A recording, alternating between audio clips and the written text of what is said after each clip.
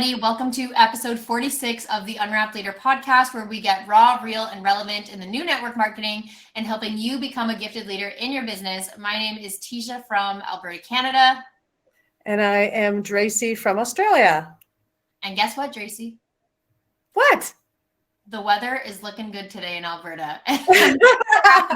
We've had the most random weather. We've had super rainy days and snow and sun all in the same week, but it's a sunny day and I'm feeling really good. Oh my God. I know. And it's the end of April. So I so remember what spring, now May is going to be amazing and beautiful until May long weekend, of course. And you'll probably get a little dump of the snow just to remind you know, how powerful the good Lord is and Mother Nature. But do enjoy it. It's a beautiful time of year. And I love spring. I do miss spring because I just love seeing the leaves grow on the trees and the flowers start blooming. And it's a pretty time of the year. And I'm a spring baby. So I don't know. I just get more excited about spring. And I think even here, this time of the year, even though it's our fall and we're going into winter, I still have that spring fever. I want to do something new and exciting. This podcast is going to be a new and exciting podcast because we never talked about this kind of topic before. Yeah, exactly. And I'm a summer baby and I just want to live in the sun. So yeah, Alberta just likes to humble us every once in a while and be like, nope, You're still in Alberta. Here's a dump of snow in a time you shouldn't get some. But anyways, so guys, today's topic, I'm really excited for this one. So we are calling it Facts Tell and Story Sell. And this is a one-liner I heard from Dracy when I first got started in the network marketing industry. And it was a complete game changer for me when I really started to understand what this one-liner really meant. Because when I first started my network marketing business, and when I feel like anyone starts a network marketing business, we just do what we think we're supposed to do. We take knowledge from, different leaders from our company, but a lot of us look at our company and the content that they're producing and giving to us, and we are just kind of taking it and running with it and trying things and failing and trying things and it's working, and it's all trial and error. So I remember when I first started and I was sharing content that was kind of just copy paste content. Let's take stock photos from the site. Let's take captions from the site. Let's look at what other people are doing. And I was just kind of, every day, let's just get something out there, right? It wasn't posting with purpose. It was just kind of posting and praying. And so what I realized when I looked back, and it was something that someone said to me, they said, Teisha, if you are copying and pasting or putting stock photos of your company on your own profile all the time, and that's all you have, why would I follow you when I could just follow them? And that's what actually really hit me. And I was like, damn, I don't want to be a walking billboard of my company. I'm not my company and I'm so much more than my company. So I needed to learn how to storytell. And I remember Dracy embedded that into my brain when I started. It was like, Teisha, facts tell and stories sell. If you're just giving features and benefits, how are you going to sell anything? You're not connecting with people. So this topic is important to me because it was a big part of my journey. And if you're new to the industry, or if you still feel like you're struggling to put out content that's actually converting, then I think this podcast will be for you. So I'm going to let Dracy kick us off with talking about storytelling and how to tell a good story. I know it's, it comes these emotions and experience. And when somebody gets started, that's brand new because they don't have experience in the business yet. And the only thing that they do have, maybe a connection, is a bit of emotions because of the person who they said yes to. And that could have been the product. That could have been the person. That could have just been their own pain points that they may be going through. So if we can extract that emotion, then they'll gather the experience to be able to share stories. And I think you and I were talking about there's really two kinds of stories going on here right now. This is what's amazing about social media, is the fact that we can start sharing a little bit of us, who we are, what makes us authentic, through our Facebook and our Instagram, and most importantly, that new feature called Stories. That's why those stories are so powerful, because that is already your collective current audience. So they get to see a little bit of you every day, whether, what it is that you do, what are your passions, what are you proud of, what are your products, and most importantly, your family, your friends. People love that. And that comes down to that know, and trust. And that's why it is so powerful, and why storytelling has always been, for centuries and thousands of years, is being the art of great storyteller. And so hence why social media has made this kind of type of our business, any business, so powerful is because it allows you to be that storyteller without even knowing it. And so again, coming down to, there's so many pieces of the puzzle, but when you're brand new, what do you talk about? And I did this in an episode. We talk about, come down to, why are you doing this? And if you, why you are doing this is your pain points. Mine was, I was a single mom on social assistance. Why? Because I did not want a 9-to-5 job and put my daughter in daycare. So I needed something flexible. And I always was a high achiever and wanted to be at the top of the game. So unlimited income was so important to me, so I could break the shackles of poverty with my family. My mother was 16 when she had me, and I was raised by my grandmother. So I can relate to what it's like to be broke and poor. And I knew I had made a decision that I no longer wanted to be broke and poor. So I looked for opportunities. And this industry just fit me so well. And that's why flexibility is so important and powerful. And that's why I wanted that unlimited income opportunity. So those were my pain points, and those became my why. And then why it's so important. What do you love about it? And so that becomes that emotion again. And people can relate that, you know, they love helping other people. I love, you know, in this case now, my passions is health and wellness. Why? It's because I love to see people get better. I see people in so much pain that I can actually help them get to feeling better, feeling amazing, and making a difference in their life, because that everyday fog in their head, that everyday challenge just to get out of bed does not have to be like that. So I have that solution.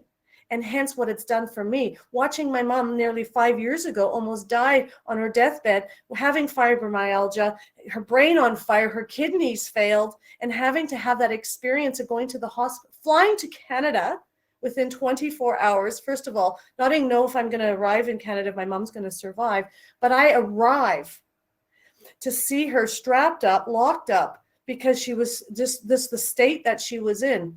And being with her every single day at the hospital while I'm still trying to help meet Teisha in Sipology and get you started in the business. But this was that pain that I had then. But I was able to be with her every day. And then that's the power of when I saw what the health and wellness can do by eliminating things from her diet and adding these benefits to her, and just seeing her now live a fulfilled life with so much energy and so much power and so much opportunity for her now. That's why it changes my life. And that's why this industry is so powerful of what it can do for you. So what do you love about it? And me, it's the power of change. And why is it so important to you? And this is why Teisha and I are here sharing on a podcast with you, because we are more than just our product. We are more than just the industry. We just have so much passion to help people. And so this is our platform, this is our voice, and this is why we can come to the table and share this with you. And so the art of storytelling comes with you sharing as a brand new person those 3 key elements.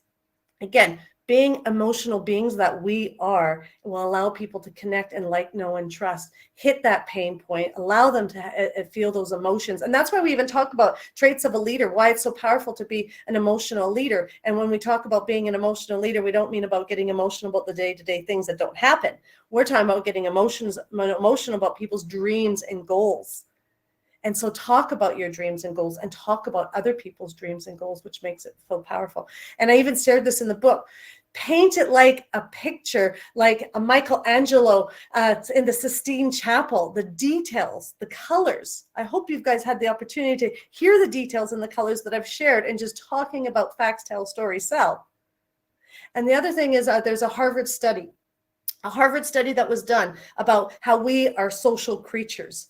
And we look to others, we depend on others for survival and for happiness. And that's where that neurochemical oxytocin, many of you would hear that word oxytocin now more than ever before. And that is the emotion of feeling that it's safe and you can feel it trusted in an environment. And that's why social media has been powerful, because people can watch you and see if they like, know, and trust you from a distance. And that's why it's so important to show up all the time. And then that's why when they feel a pain point and you've addressed it, look at you, Teisha, you had a pain point. You watched a reel from Jerica, and she touched on a pain point that you were experiencing. She was sharing her story. She was sharing her experience. You related. And because you were going through that pain again and again, and she kept popping up now, you reached out to her. You wanted to hear more. You wanted to learn more. And she solved that problem. And so hence why storytelling is so powerful. So find your way to share your story. So where's two parts you can do your stories is learning to start sharing on Instagram, on Facebook, in your social media through stories, and that's number one. But number two is whenever you're going to do a presentation. Let's face it, this industry is about everyday networking and events. So in your everyday networking, when you're meeting people, what is that 30-second story? And more importantly, how can you turn it around to be interested in them? Number two, when you're doing an event and you're opening up an event and you go to do a presentation, what is the story you can share and tell? That may evolve, but here's the thing. Practice on your story, and your story will get better. It's going to be bad before it's good and good before it's great. But if you, again, remember, you're just there to connect and be real, raw, and relevant. Wow, mic drop. Do I even follow that? And it's funny. I love that you said raw, real, and relevant. Like that just goes with our entire brand. I love it. Okay, so I am literally lost for words because Dracy just like demolished her whole section, like mic drop. She said everything that I feel like, really covers a powerful story, but just, to really say the bottom line here, like the power of storytelling is helping create an emotional connection with your audience. That will be more memorable. That will be more impactful. And she's right. Someone did speak to me through a reel because there was a hook in that reel. And the hook was telling her story in like 5 words. Isn't that crazy how we could tell a story in 5 words or tell our story in 5 seconds? Like when you're scrolling through TikTok or Instagram reels, I want you to take a look of the ones that are attracting you. What is being said? What are you seeing? Because when you could start to see how you're getting hooked into continuing to watch something, it's because they said something that spoke to you. They said something directly to you, right? Like they are speaking to you, right? They're not saying like, hey, this is for everybody, because then you're just kind of like, okay. But if they're saying something that is so specific to a situation that you're in, you have no idea how many more people that's speaking to when you can narrow that down and share a story in 5 words or share a story in 5 seconds. It is so powerful. So you want your audience to relate to the message that's being conveyed. And by doing that, stories are what's going to help simplify complex ideas and make them more understandable. Maybe something you're sharing, maybe you're like, this isn't complex. Like I could just, talk about a few facts about it and people will get it. But people don't get it. People don't get it unless you share a story and you share something that's going to relate to them. So what I mean by this is you could share about features and benefits all day, but it's the relatable story that people are really going to dive in and want to know more about. So I wanted to give an example here. If you're talking about your business opportunity, you're looking to build a team and grow your organization, you can say this business opportunity is flexible, fun, and lucrative. Cool. Tell me more, right? Like, what does that mean? What does it mean that it's flexible? What does it mean that it's fun? What does it mean that it's lucrative? Like, I know what that means. It means I can make money and I can maybe set my own hours and, it's fun because I'm already on social media. But what does that really mean? What does that really look like? And like Dracy said, you want to paint the picture. They need to see it so clearly in their own life that they make a decision to want to take the next step, right? To reach out to you or to go visit your group or to go check out the video you posted. The next step, they're only going to take it if they are seeing themselves in that position. So to break this down, the business opportunity is flexible. You can create your own hours. What that is going to look like in the terms of the story, maybe you're going to share something about how I was able to make money while I was waiting in line at school to pick up my kids. I had a phone call. I was telling someone about the business. I was telling someone about the product, whatever it was. And I was able to do that in the pockets of my day, in my car, waiting for my kid to come, to come to the car from school. Like that's a story that you could share. That is so much better beyond it's flexible.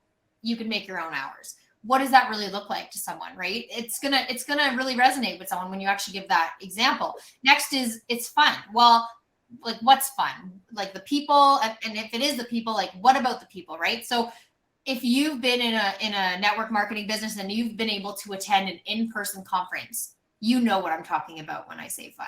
right? But no one else knows. No one knows until they attend their first conference, the fun that is had in that situation, the connection you make.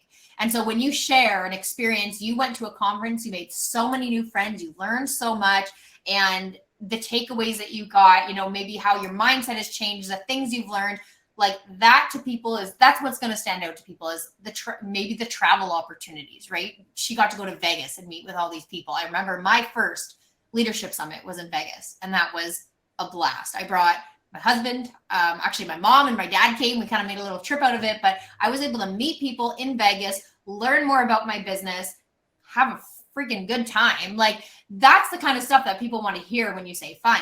And then lucrative, cool, you can make money and you can tell them how they're going to make money, but what people are going to relate to is what that money is going to be used for. So you may have already seen this where people share what they use that income for. And it's the little things that resonate with people. I was able to pay my grocery and gas bill, right? Like, especially in today's day with gas being skyrocketing high, like that matters to people. If they could take an income that they're using that day or that week to pay for gas, to pay for groceries for their family, how cool would it be to say, it feels like my groceries are free every week because I do what I love, I get paid for it, and that pays for my family's groceries. Like that's what makes such a huge difference. And that's what the power of storytelling can really do for people when you just decide to paint the picture. So whenever you're sharing something about your product or your business, I want you to think a bit deeper into, am I really giving them something that they could visualize themselves doing? Am I really giving them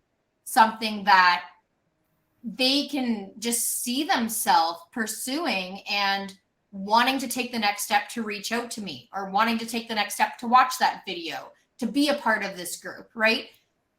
So that's what I wanted to share on. That's what I wanted to share on that. I just have to, like, Dracy just nailed that first part. So well, I think you gave some really good examples, but you did say something. Like they need to see it, so they can feel it before they're going to decide to do it.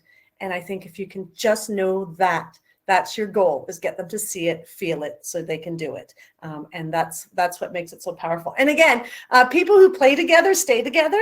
And so that's why it's so important to have fun. And I would not be in this business if we did not have fun. And that's why I cannot wait. So Teisha and I, it's been almost 2 years in June that we've been working together on this love and passion of ours. And hopefully we're working together that we'll be able to dance together and really play together in July when I am able to come to Canada, which is awesome. So remember though, our goal is to engage and enroll with people, like engage and get people enrolled in our business. Like that's ultimately our major goal. But we want to make sure we create an environment and give them a fabulous experience, because the only way you're going to be able to do that is to empower them. And by the way you're going to empower them is for them to see your transformation, to see you build your confidence in what you are doing. And the only way you're going to build your confidence is to be brave and courageous and do that one brave thing every day. Oh, so I'm wrapping this up. Was there anything else that you wanted to finish off with, Teisha, before we close this off? Okay. No. Well, I believe when people watch this episode, we will be celebrating it'll be 1 year that we launched our brand, our baby. Wow. So this will be a 1 year that we our very first started posting on Instagram and creating our brand and creating our voice and our message and sharing the things that, we find that we value in our brand pillars.